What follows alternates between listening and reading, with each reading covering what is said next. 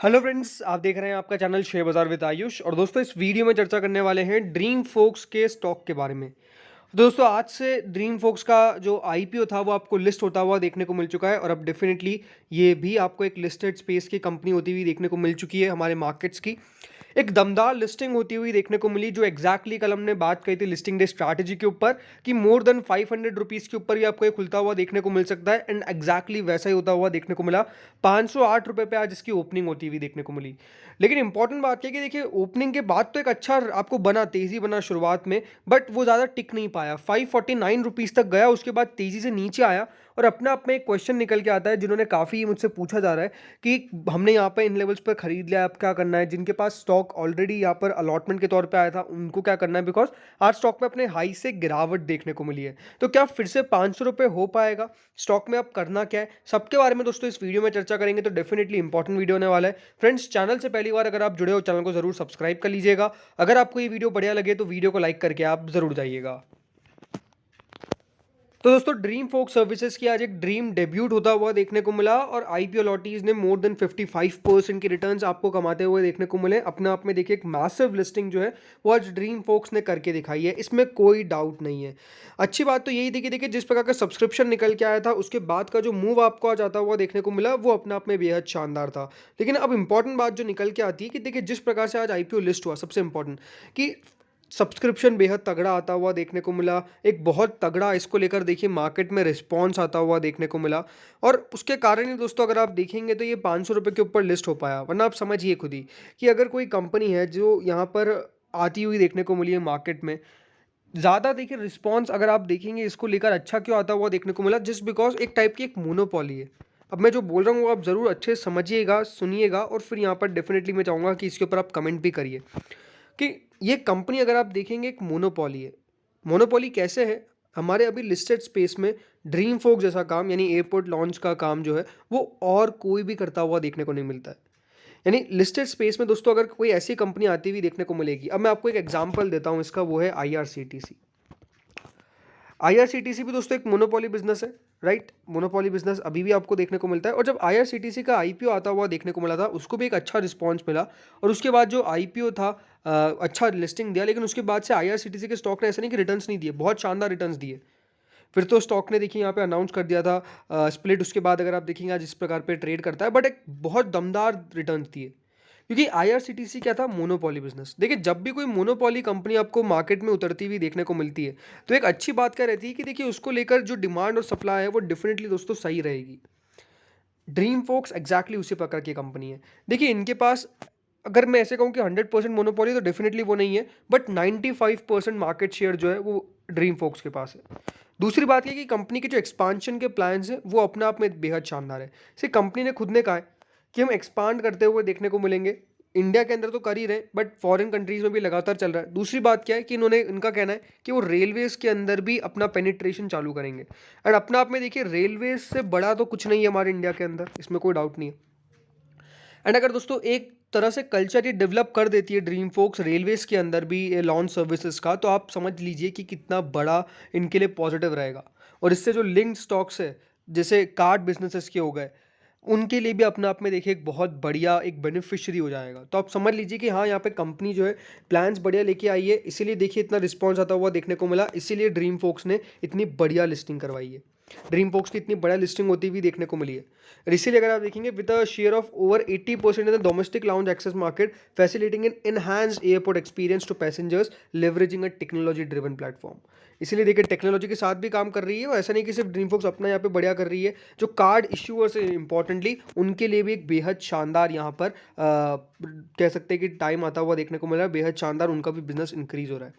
Axis capital की एक report थी, उन्होंने कहा था कि ड्रीम फोक सर्विसेज जो है वो डोमिनेंट पोजीशन पे है मार्केट के अंदर, और इंडस्ट्री के अंदर ये इनेबल करती है कि इनको एक इंटरडिपेंडेंसीज जो है सर्विसेज ऑफर कर सके। इसीलिए देखिए, एक यूनिक वैल्यू प्रपोजिशन है जो इनेबल क्या करता है कि न्यू क्लाइंट्स को अट्रैक्ट करता है, ऑपरेटर्स को नए ऑपरेटर्स को अट्रैक्ट करता है। और इसीलिए दोस्तों ये जो मार्केट पोजीशन है इनकी, वो लगातार स्ट्रेंथन हो रही है, बहुत बढ़िया हो रही है। तो एक इंपॉर्टेंट बात है जो आपको समझनी पड़ेगी, जैसा मैंने इसलिए कहा था कि सुनिएगा, समझिएगा कि एक अच्छा यहाँ पे बिजनेस जो है वो मार्केट में आता हुआ देखने को मिला है, स्टॉक पे लिस्ट होता हुआ देखने को मिला है। लेकिन अब एक और इंपॉर्टेंट बात है कि आज यहाँ पर स्टॉक लिस्ट हुआ, अच्छी लिस्टिंग हुई, बट गिरावट आ गई। इसमें कोई डाउट नहीं कि देखिए आज एक दमदार लिस्टिंग होती हुई देखने को मिली, 549 रुपीज़ का हाई बनता हुआ देखने को मिला, बट इंपॉर्टेंट बात जो निकल के आती है कि वो उसको लेवल को होल्ड नहीं कर पाया। फिर से कह रहा हूँ, होल्ड नहीं कर पाया। 448 रुपये का आज ही लो बनता हुआ देखने को मिला, 462 की क्लोजिंग है, तो यहाँ याद रखिएगा दिन के लोज की तरफ जो है काउंटर वो बंद होता हुआ देखने को मिला है। अब इम्पॉर्टेंट क्या है, जिन लोगों का अलॉटमेंट मिला उनके लिए तो चलिए ठीक है, मुनाफे में, लेकिन अब बहुत लोग होंगे जिन्होंने यहाँ पे खरीदा होगा ज़रूर। 470 पे आपने खरीदा होगा, 80 पे खरीदा होगा, किसी ने 490 पे खरीदा होगा, किसी ने 500 पे खरीदा होगा, किसी ने 510 पे खरीदा होगा, किसी ने हो सकता है कि 549 पे भी खरीदा हो। लेकिन अब वो लोग क्या करें, तो मैं आपको एक ही बात कहूँगा कि देखिए कंपनी के अंदर बुराई नहीं है। फिर से क्या कह रहा हूँ, कंपनी के अंदर बुराई नहीं है।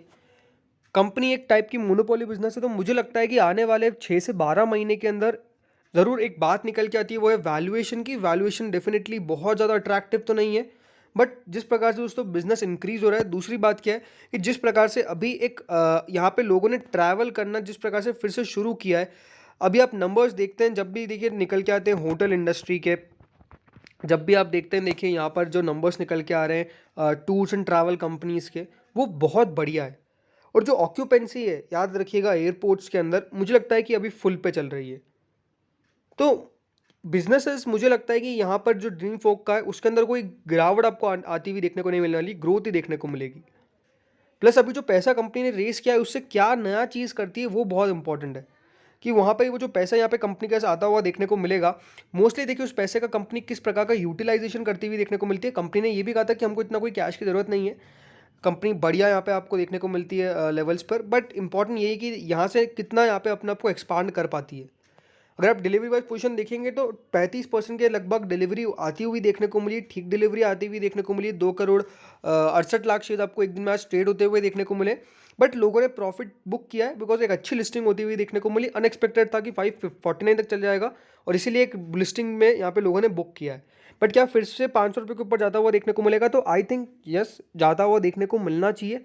हो सकता है कि थोड़ा बहुत कंसोलिडेट देखने को मिले। कल का दिन बहुत इंपॉर्टेंट है बिकॉज कल 450 रुपये के नीचे क्लोजिंग आनी नहीं चाहिए, अगर फिर आती है तो थोड़ा सा यहाँ पे आपको कंसोलिडेशन जो है वो बढ़ता हुआ देखने को मिलेगा। But on and over and all मुझे तो ये लगता है कि कंपनी बढ़िया है, तो आपके पोर्टफोलियो का हिस्सा रह सकता है लॉन्ग टर्म के लिए। अब जिन्होंने बाय कर लिया उनको तो यही सलाह दूंगा कि होल्ड करिए, अच्छी कंपनी है। मुझे नहीं लगता कि देखिए यहाँ पे कोई ज़्यादा कोई खास दिक्कत आने वाली है जब तक कोई दूसरा यहाँ पे बड़ा प्लेयर निकल ना जाए, राइट। जब तक दूसरा प्लेयर कोई निकलता हुआ देखने को नहीं मिलता है, I think they are the high advantages जो बहुत बढ़िया यहाँ पे आपको अक्यूमुलेट भी कर रहे हैं हर एडवांटेज को। और अगर आने वाले दिनों में कोई अच्छी खबर निकल के आती है कि इधर एक्सपांशन कर रहे हैं या फिर रेलवेज़ के अंदर अपना पेनिट्रेशन स्टार्ट कर रहे हैं, मुझे लगता है कि ये स्टॉक बहुत बढ़िया करता हुआ देखने को मिलेगा। तो ओवरऑल जैसे मैंने कहा कि मुझे लगता है कि ये अभी एक लेवल है जहाँ पे आपको होल्ड करना चाहिए। फ्रेश बाइंग अक्यूमुलेट हम तब करेंगे जब ये 475-80 रुपये के ऊपर डिसाइसिवली टिकता हुआ देखने को मिलेगा।